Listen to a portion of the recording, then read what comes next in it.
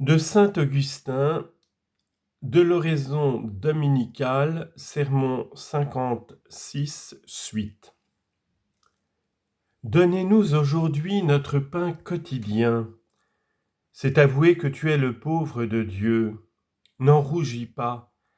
Quelque riche que soit un homme sur la terre, il n'en est pas moins le pauvre de Dieu. Le mendiant frappe à la porte du riche, et ce riche frappe à son tour à la porte d'un plus riche. On lui demande, et il demande. S'il n'avait besoin, il ne s'adresserait point à Dieu dans la prière. Mais de quoi le riche a-t-il besoin? Je l'ose dire, il a besoin de son pain de chaque jour. Pourquoi possède-t-il de tout en abondance? Pourquoi sinon parce qu'il a reçu de Dieu? Et qu'aurait-il si Dieu retirait sa main? Combien se sont endormis riches et se sont éveillés pauvres? Si donc il ne lui manque rien, il en est redevable à la miséricorde de Dieu et non pas à sa propre puissance. Toutefois, mes bons amis, ce pain que nous mangeons et qui chaque jour restaure notre corps, vous voyez que Dieu le donne non seulement à ceux qui le bénissent, mais encore à ceux qui le blasphèment. Il fait lever son soleil sur les bons et sur les méchants, et pleuvoir sur les justes et sur les pécheurs. Matthieu 5, 45. On le loue, il nourrit. On le blasphème, il nourrit encore. Il attend que tu fasses pénitence, mais si tu ne te convertis, il te condamne. De ce que Dieu donne ce pain vulgaire aux bons et aux méchants, s'ensuit-il qu'il n'y a pas un pain spécial que les enfants savent demander et duquel le Seigneur disait dans l'Évangile « Il n'est pas bon de prendre le pain des petits enfants et de le jeter aux chiens » Matthieu 15, 26. Ce pain existe sans aucun doute. Mais quel est-il et pourquoi l'appeler quotidien? C'est que ce pain aussi est nécessaire. Sans lui, nous ne pouvons vivre. Nous ne le pouvons sans ce pain. Il y aurait impudeur à demander à Dieu des richesses. Il n'y en a pas à lui demander le pain de chaque jour. Autre chose est de solliciter de quoi s'enorgueillir, autre chose est de demander de quoi vivre. Néanmoins, comme ce pain visible se donne aux bons et aux méchants, il est un autre pain quotidien que demandent les enfants. Ce pain, c'est la divine parole qui nous est distribuée chaque jour. Voilà le pain quotidien dont vivent nos âmes et non pas nos corps. Ouvriers employés à la vigne, nous en avons besoin maintenant. C'est notre nourriture et non pas notre salaire. L'ouvrier a droit de recevoir deux choses de la part de celui qui le fait travailler à la vigne. La nourriture pour ne pas succomber et la récompense pour en jouir. Or, notre nourriture de chaque jour sur cette terre est la divine parole, constamment distribuée aux églises, et la récompense de nos travaux se nomme la vie éternelle. Si de plus l'on entend par ce pain quotidien ce que reçoivent les fidèles, ce qui vous sera donné après le baptême, nous avons encore raison de nous écrier « Donnez-nous aujourd'hui notre pain quotidien ». C'est demander la grâce de nous conduire de manière à n'être pas éloignés de cet autel. Et pardonnez-nous nos offenses comme nous pardonnons à ceux qui nous ont offensés. Il n'est pas nécessaire d'expliquer que cette demande est en notre faveur. Nous demandons en effet qu'on nous remette nos dettes, car nous avons des dettes, non pas d'argent mais de péché. Et vous, demande peut-être ici quelqu'un, et nous aussi répondons-nous. Quoi, saint évêque, vous aussi vous avez des dettes? Nous aussi, nous avons des dettes. Vous aussi? Non, mon Seigneur, ne vous faites pas injure. Je ne me fais pas injure, je dis la vérité, nous avons des dettes. Si nous disons que nous n'avons pas de péché, nous nous trompons nous-mêmes et la vérité n'est pas en nous. 1 Jean 1, 8. Et nous sommes baptisés et nous avons des dettes. Ce n'est pas que le baptême ait laissé en nous aucune faute à effacer, c'est que dans le cours de la vie nous commettons des fautes pour lesquelles il nous faut le pardon chaque jour. En sortant de ce monde après le baptême, on n'a plus de dettes. on va sans aucune dette. Mais lorsqu'on demeure dans cette vie mortelle, la fragilité même porte à des fautes qu'on a besoin de rejeter, si toutefois elles ne causent pas le naufrage, et si on n'a pas besoin de s'en débarrasser, elles se multiplient bientôt jusqu'à faire sombrer le navire. En demander le pardon, c'est donc se préserver du naufrage. Il ne suffit même pas de prier, il faut aussi faire l'aumône. Pour décharger le vaisseau et échapper à la ruine, n'emploie-t-on pas en même temps et les mains et la voix ? Ainsi nous employons la parole quand nous disons « Pardonnez-nous nos offenses comme nous pardonnons à ceux qui nous ont offensés ».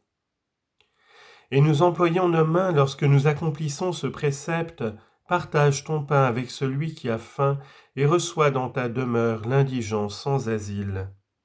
Isaïe 58, 7. Enferme ton aumône dans le cœur du pauvre et elle priera pour toi le Seigneur. Ecclésiastique 29, 15. Quelles ne seraient pas nos angoisses si après avoir obtenu la rémission de nos péchés dans le sacrement de la régénération, nous n'avions pas reçu la grâce de nous purifier chaque jour par une sainte prière. L'aumône et l'oraison nous purifient de nos fautes si toutefois nous n'en commettons pas qui nous condamnent à être privés du pain quotidien, si nous évitons les crimes auxquels sont justement réservés les derniers supplices.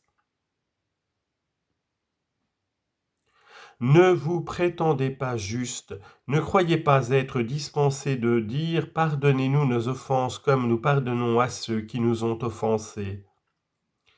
Tout en s'abstenant de l'idolâtrie, des pratiques de l'astrologie et des remèdes des enchanteurs, des séductions de l'hérésie et des divisions du schisme, de l'homicide, de l'adultère et de la fornication, du vol et de la rapine, du faux témoignage et des autres crimes que je ne nomme pas, et dont les funestes effets vont jusqu'à faire éloigner de l'autel, lié à la fois sur la terre et dans le ciel, ce qui est fort dangereux, ce qui perd irrémédiablement, à moins qu'on ne soit absous en même temps sur la terre et dans le ciel. En évitant donc tous ces péchés, on ne laisse pas d'être exposé à pécher encore. On pêche en regardant avec plaisir ce qu'il ne faut pas voir. Mais qui peut maîtriser l'agilité du regard ? Ne dit-on pas que c'est de là que l'œil a pris son nom ? Oculus a velocitate. L'œil, le mot œil en latin oculus venant de rapidité, velocitas. Qui peut donc maîtriser l'ouïe ou la vue ? Il suffit de vouloir fermer les yeux et ils se ferment, mais pour fermer les oreilles, il faut des efforts et élever les mains jusqu'à elles. T'empêche-t-on d'y porter la main ? Elle demeure ouverte et tu ne saurais les fermer aux paroles médisantes, impures, adulatoires et trompeuses. Or, entendre même sans le faire ce qu'il ne faut pas, n'est-ce pas pécher quand on écoute le mal avec plaisir ? Que de fautes ne commet pas une mauvaise langue ? Elles suffisent quelquefois pour éloigner de l'autel. C'est la langue qui est cause des blasphèmes, c'est elle qui dit une multitude de paroles vaines qui ne vont pas au but de la vie. Que la main s'abstienne du mal et que les pieds n'y courent pas, que l'œil ne se porte à aucune impureté, que l'oreille ne s'ouvre volontairement à aucune turpitude, que la langue ne profère rien d'indécent. Mais qui peut comprimer ses pensées ? Très souvent, mes frères, nous pensons à autre chose dans la prière. On dirait que nous oublions devant qui nous sommes debout ou prosternés. En amassant sur toi toutes ces fautes, si légères qu'elles soient, n'en seras-tu pas écrasé ?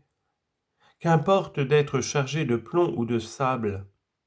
Le plomb ne fait qu'une masse, le sable consiste dans les grains séparés, mais leur multitude accable. Tels sont les péchés légers.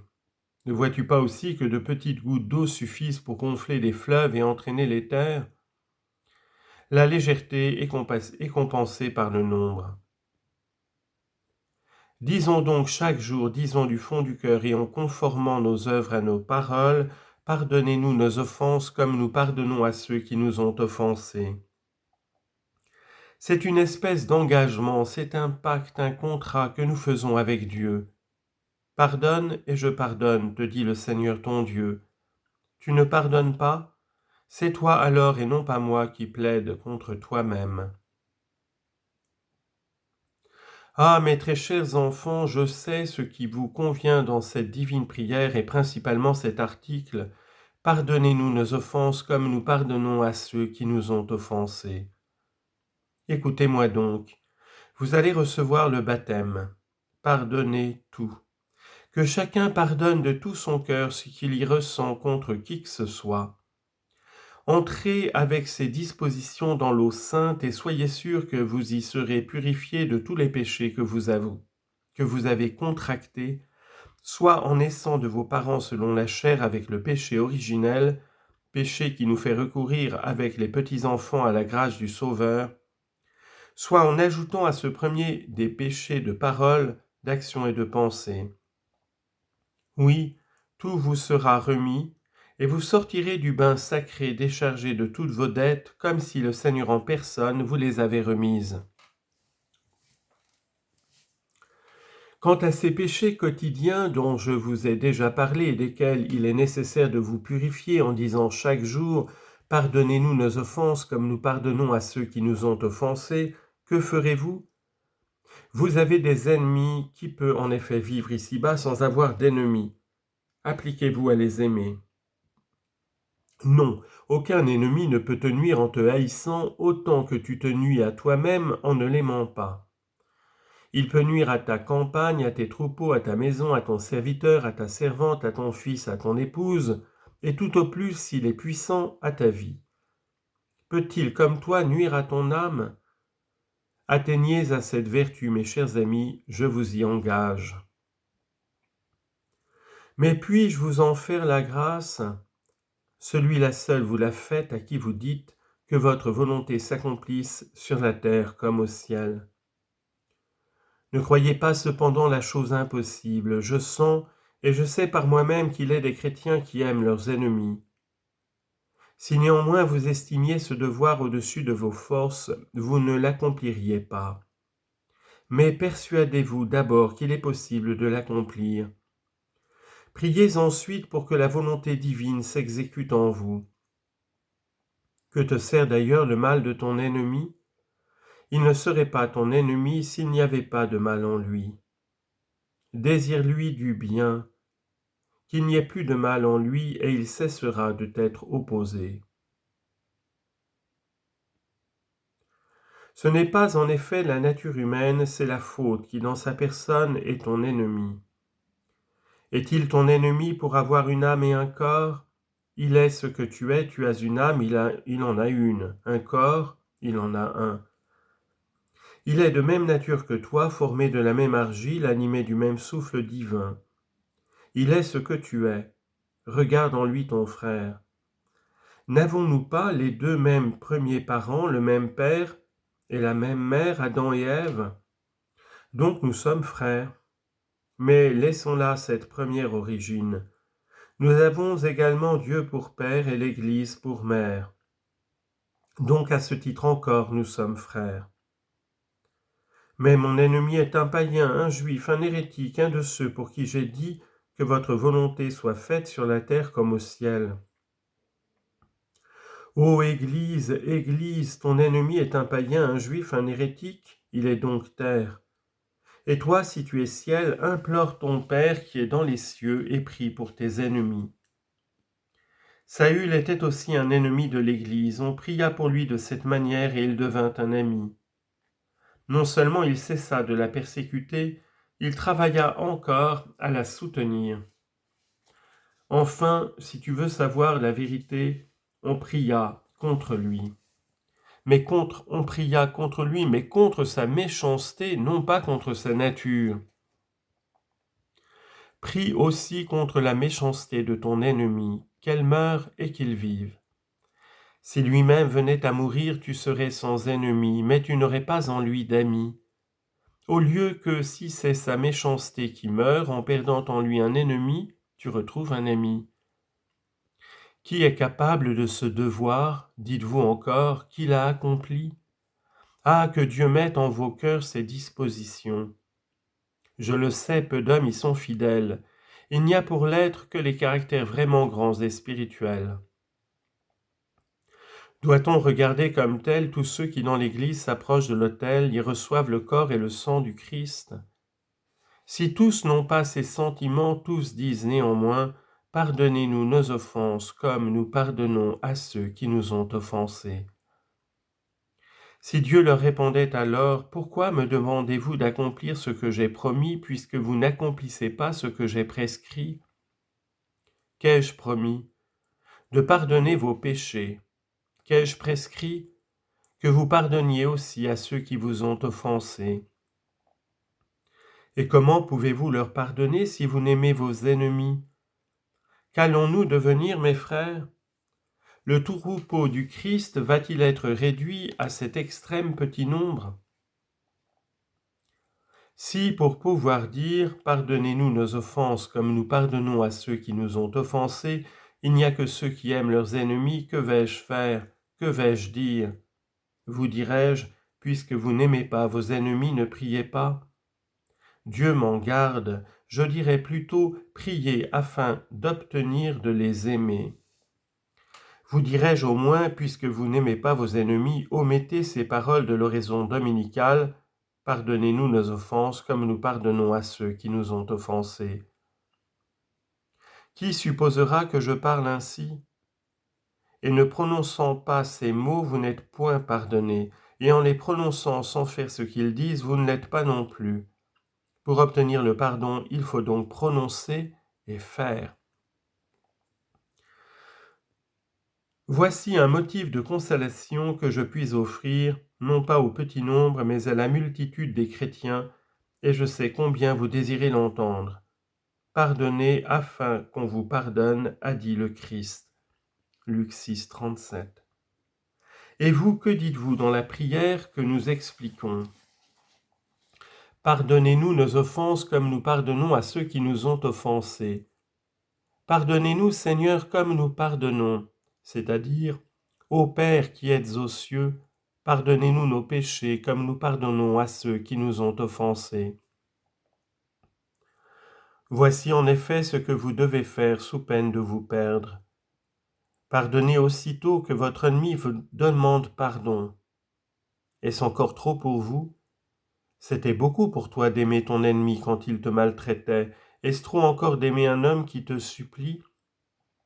Que réponds-tu? Il me faisait du mal. Tu le haïssais alors. J'aimerais mieux que tu ne l'eusses pas fait. J'aimerais mieux que tu ne l'eusses pas fait. J'aimerais mieux qu'au moment où tu étais en proie à ces fureurs, tu te fusses rappelé cette prière du Seigneur. Mon Père, pardonne-leur, car ils ne savent pas ce qu'ils font. Luc 23, 34.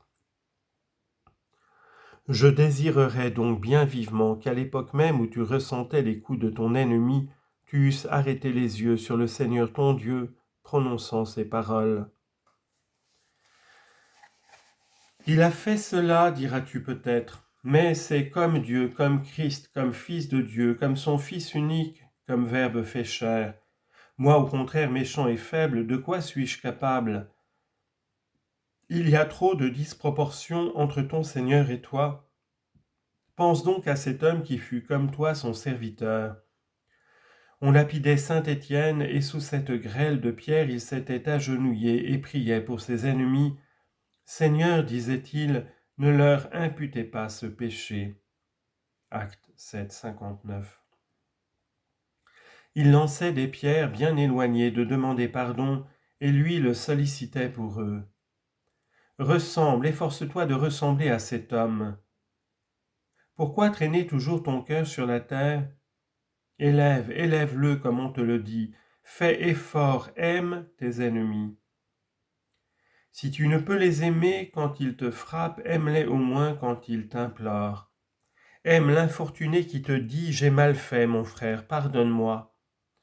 En ne pardonnant pas, alors non seulement tu effaces dans ton cœur l'oraison dominicale, mais tu seras effacé du livre de Dieu. Mais si tu pardonnes alors, si tu éloignes la haine de ton cœur, tout en t'invitant à l'éloigner toujours, je ne demande pas que tu renonces à la justice. Que faire si je dois châtier cet homme qui implore ma clémence? Fais ce que tu voudras. N'aimes-tu pas ton fils lors même que tu le punis? Parce que tu en veux faire ton héritier, tu t'inquiètes peu de ses larmes quand tu le frappes. Dépose donc tout ressentiment lorsque ton ennemi recourt à ton indulgence. Il n'est pas sincère, il dissimule, dis-tu peut-être. Ô juge du cœur d'autrui, apprends-moi aussi les pensées de ton père. Peux-tu me dire celles mêmes que tu avais hier? Cet ennemi te conjure, il te demande pardon. Pardonne, oui, pardonne.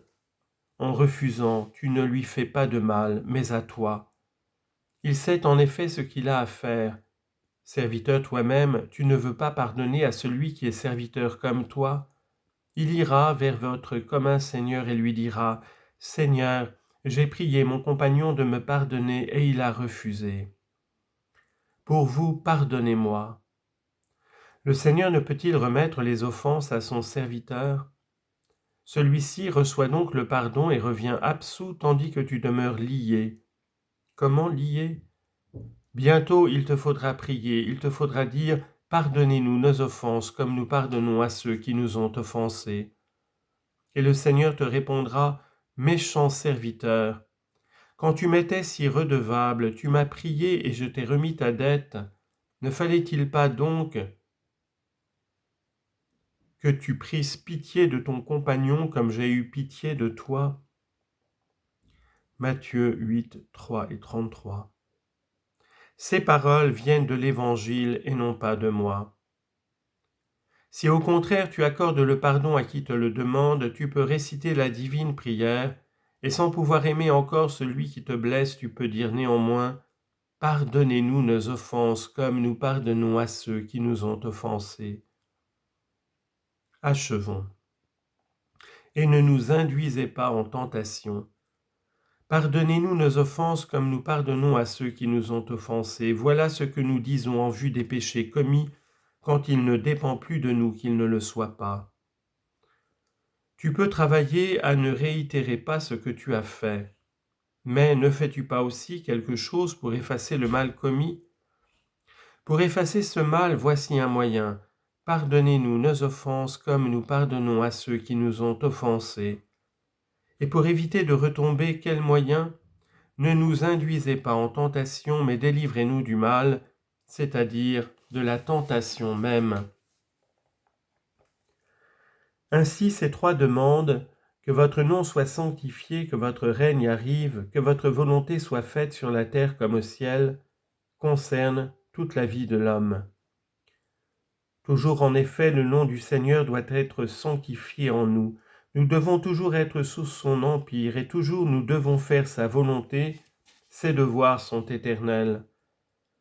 Nous avons maintenant besoin du pain de chaque jour, et le reste de la prière à partir de cet article se rapporte aux nécessités de la vie présente.